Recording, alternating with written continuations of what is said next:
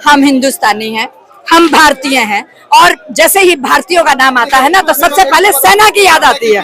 हमारी सेना जो है वो तो कभी धर्म के ऊपर किसी की जान नहीं बचाती, हमारी सेना तो कभी किसी धर्म के ऊपर नहीं जान बचाती है। सेना तो ये नहीं कहती है कि ये इस धर्म का, ये उस धर्म का, मैं उसकी रक्षा नहीं करूं। वो तो भारत की बाउंड्री की चेकबंद पे लगा हुआ है ना। तो हमारे हर हिंदुस्तानी के अंदर ये जज्बा क्यों नहीं है?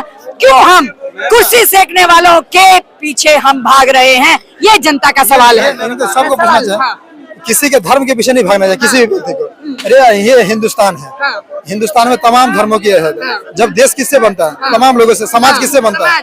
ये चीज, ये सोच होनी चाहिए समाज के अंदर। एक व्यक्ति एक धर्म को गाली देगा, एक बाबा के बात पर आप बहक रहे हैं, कोई बाबा भड़काइए मत। आपके अंदर कितने, बाबा के अंदर कितना नॉलेज है, ये चीज है। कोई तमाम दंगे कर रहा है, और न मौलवी पे जाओ, न मस्जिद पे जाओ, न बाबा पे जाओ, किसी मौलाना मौलवी को मत बताओ, किसी के प्रति बन जाओ।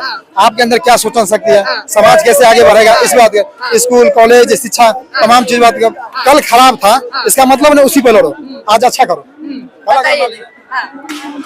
मैम कहाँ नहीं बात हो रही है, तो नहीं है कि मंदिर में जाकर के मंदिर में बम फोड़ना सिखाया जा रहा है। अरे वो हमारे आराध्य, वहाँ पे पूजा पाठ करना गलत हो रही ना। हम स्कूल में जा रहे हैं मैम, मैं गवार या मैं वो जाहिल नहीं हूँ, ठीक है ना। यहाँ पे मैं जो खड़ा हूँ, यहाँ मैं पढ़ लिख कर खड़ा हूँ, और मेरे माँ बाप ने पढ़ाया है, ठीक है ना, और बच्चों को भी पढ़ा रहे हैं। जिनके माँ बाप नहीं पढ़ा रहे हैं, गवार है, जो जाहिल है, वो तो बात ऐसी करेंगे।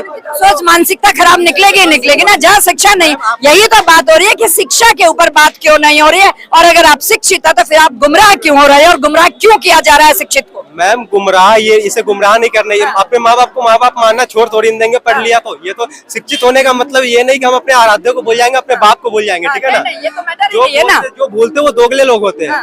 और जो यहाँ पे ये आपने इससे पहले बोला, सेना के ऊपर बोला, बहुत अच्छी बात बोला, ठीक है ना, सपोर्ट करता हूँ।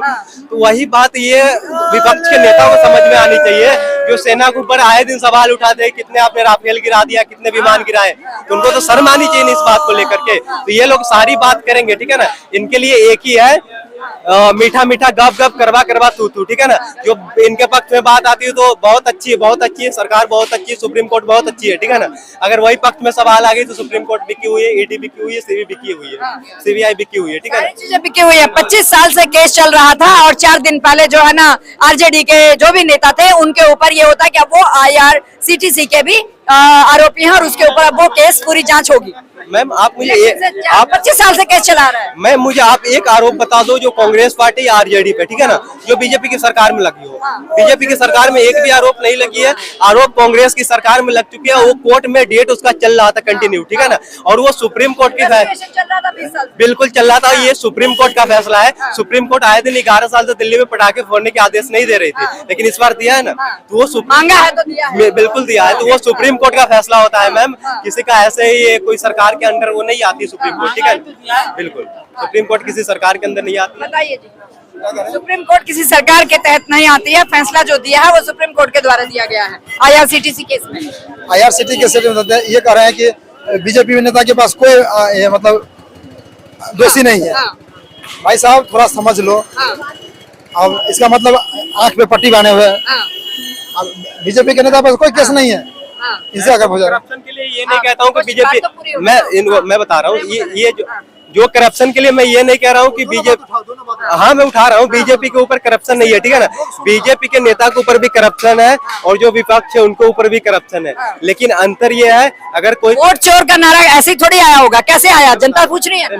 जो करप्शन करके अगर कोई देशभक्ति कर रहा है, मैं उसका सपोर्ट करूंगा, समर्थन करूंगा। और करप्शन करके देशभक्ति कर रहा है, मैं बता, और करप्शन करके कोई भारत से बाहर जाकर भारत की निंदा करे, ठीक है ना, भारत को बदनाम करने की कोशिश करे, मैं उसका समर्थन बिल्कुल नहीं करूंगा, ठीक है ना। ये वोट चोरी का जो ये चल रहा था ना, चुंगलबाजी जो इनकी चल रही थी, वो सफल नहीं हो पाएगी। कांग्रेस के एक नेता आकर कहता है कि राहुल गांधी का ये क्या चल रहा है, ये जनता को माइंडसेट चेंज करने का काम चल रहा है। ये वोट चोरी में कहाँ को रिपोर्ट दिखा रहे, कर्नाटका का दिखा रहे, जहाँ की इनकी खुद की सरकार है, ठीक है ना। बाकी जगह तो कुछ प्रूफ नहीं कर पाया।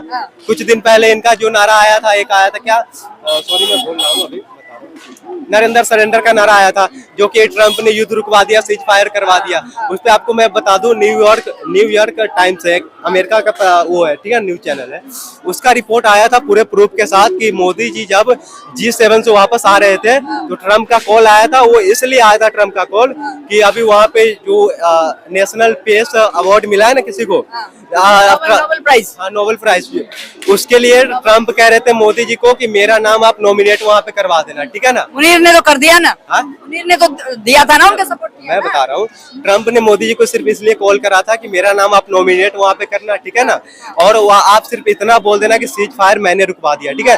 लेकिन मोदी जी इस पे बिल्कुल मना नहीं कर दिए। ट्वीट आया था। मैं बता, आप न्यूयॉर्क, मैं बता रहा हूँ, जवाब लेते हैं। देखिए ये सब ट्रम्प जिनका ये इस तरह का था या ट्रम्प जी का ट्वीट आया था? अब ट्रम्प जी का ट्वीट आया क्या मोदी जी का ट्वीट आया, और मोदी जी जाने या ट्रम्प जाने। दूसरी बात, अब इस तरह का केस चलता है, लोन का मुद्दा चलता है, ये अडानी का मुद्दा, बहुत सारा केस है अमेरिका में, उस मुद्दा पे मोदी जी चुप हो जाते हैं जब मुद्दा उठती है।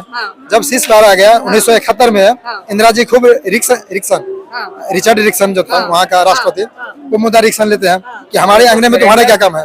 दूसरी बात जो है, उसके बाद ये आप जो है, आप देश के प्रधानमंत्री है, आपका स्ट्रॉन्ग डिसीजन नहीं है, आप क्या देश चलाएंगे, कहने का मतलब स्ट्रॉन्ग डिसीजन नहीं है देश के प्रधानमंत्री का। मैम देखो सीधी सी बात है, ये कितना भी कुछ कर ले, ठीक है ना। मैं आपको एक बात पहले भी बोला, विरोध का आलम इस प्रकार बढ़ गया है ना अभी देश में। प्रधानमंत्री नहीं, उनका यही कहना है कि स्ट्रॉन्ग डिसीजन नहीं है, और अगर युद्ध छिड़ गया था, जनता का क्वेश्चन है, मेरा नहीं, जनता का क्वेश्चन है कि जब युद्ध छिड़ गया था तो पीओके का मसला क्यों नहीं सॉल्व कर लिया था। क्योंकि ये गलती इंदिरा गांधी ने भी की थी 1972 के उसमें, कि जो 99,000 सैनिक बंदी जो थे वापस किए थे, उस टाइम वो कश्मीर का मुद्दा सुलझा लेते तो प्रॉब्लम नहीं थी। यही आरोप मोदी जी पर भी अभी लग रहा है कि पीओके का मुद्दा अभी क्यों नहीं सुलझा लिया, जब 3 दिन 4 दिन बाहर हो गई थी, सारी चीजें हो गई थी। तो जनता का सवाल है। 65-70 सालों में बाप की संपत्ति मान करके चीन को दे दिया, जमीन पाकिस्तान को दे दिया, इनके लिए दुख नहीं है, ठीक है ना। मोदी जी का अभी जो 11वां साल का कार्यकाल है, ठीक है, जो चल रहा है अभी, इस पर इन्होंने भाई सर्जिकल स्ट्राइक करने गए थे तो पीओके को भी कर लेते, इमीडिएटली उसको क्यों छोड़ दिया, जनता पूछ रही है। मैम इमीडिएटली कुछ नहीं होता है, ठीक है ना। इतने दिनों कार्यकाल में 370 हटा ना, कुछ नहीं हुआ, पाकिस्तान 370 हटा, कुछ नहीं हुआ, ठीक है। 7 मई को आपने युद्ध शुरू कर दिया, आप सर्जिकल स्ट्राइक पर चले गए, 3 से 4 दिन आपके पूरे देश में ड्रिल चल रही है, मॉक ड्रिल हो गई, सारी चीजें हो गई हैं, तो उसी टाइम में जनता पूछ रही है कि पीओके का मुद्दा सॉल्व करे बिना क्यों सीज फायर कर दिया। क्या ट्रम्प का जो भी बात आई है, जो स्टोरी आप अभी कह रहे थे, वही चीज है ना, तो जनता ये सवाल पूछ रही है, इसीलिए तो विपक्ष बोल रहा है ना कि कमजोर प्रधानमंत्री। क्या यही देखिए 370 इनको हटाना नहीं चाहिए, सबसे पहली बात है। 370 हट गया तो पुलवामा हमला, तमाम हमला हो रहा है, क्यों हो रहा है। दूसरी बात 370 इसलिए रखा गया कि अंडरग्राउंड वहाँ जो कश्मीर का जो व्यक्तिगत है, बाहर का व्यक्तिगत नहीं आया, वो बॉर्डर का मामला है, 370 का मामला नहीं है। इसलिए अगर वहाँ का मान लीजिए पाकिस्तान का इंडिया का भाषा तो एक ही है, उस पर तो लिखा तो नहीं हुआ कौन पाकिस्तानी है क्या है। आज जो है क्रिकेट के माध्यम से लोग आ जाते हैं, क्रिकेट के माध्यम से हिंदुस्तान का माहौल समझते हैं। जब तक यहाँ हिंदू और मुस्लिम जो समुदाय है आपस में जितना मिलकर रहिएगा ना, पाकिस्तान ऑटोमेटिक मर जाए। दूसरी बात, सरकार खाली पाकिस्तान का मुद्दा उठाते हैं, वो मरा हुआ चिल्लर है, उस चिल्लर के साथ अब लड़ने क्यों जा रहे हैं। आप बड़े बड़े इतने बड़े हिंदुस्तान देश है, आप जापान से तुलना कीजिए, चाइना से तुलना कीजिए, अमेरिका से तुलना कीजिए, वो कुकुर का चूरा चमार से क्या मुद्दा कर रहे हैं। आप कैसे कह सकते हैं जापान से चाइना